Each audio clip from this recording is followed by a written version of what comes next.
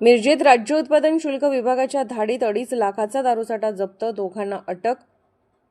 राज्य उत्पादन शुल्क विभाग मिरजच्या पथकाने काल रात्री 11 वाजता मिरज पंढरपूर रोडवर स्मशानभूमीसमोर ओढ्याशेजारी गुवा बनावटीची विदेशी दारूची बेकायदेशीर वाहतूक करणारी 4 चाकी गाडी पकडून त्या गाडीची झाडाझडती घेतली असता गाडीत 2,45,325 रुपये किमतीचा दारूचा साठा जप्त केलाय।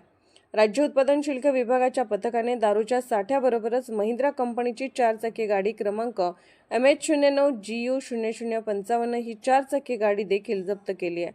गाडीचा चालक आरोपी इसम अरविंद तानाजी बेडगे राहणार मिरज व अजिंक्य विजय गवळी राहणार मिरज या दोघांना अटक करून त्यांच्या विरुद्ध गुन्हा दाखल करण्यात आला आहे। अटक केलेल्या दोघांची कसून चौकशी केली असता त्यांनी दिलेल्या माहितीनुसार राज्य उत्पादन शुल्क विभागाच्या पथकाने हॉटेल अवनीज पंढरपूर रोड मिरज येथून देखील इतर मुद्देमाल जप्त केला आहे। राज्य उत्पादन शुल्क विभागाने केलेल्या या धाडसी कारवाईत एकूण 22,46,325 रुपयांचा मुद्देमाल जप्त करण्यात आला असून या आठवड्यातील ही दुसरी मोठी कारवाई आहे।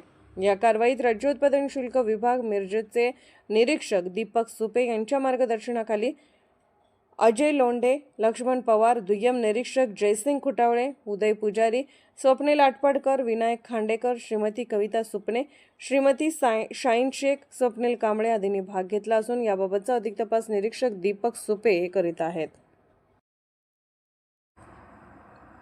अर्थराज्य न्यूज चॅनलला लाईक करा, शेअर करा आणि सबस्क्राईब करा।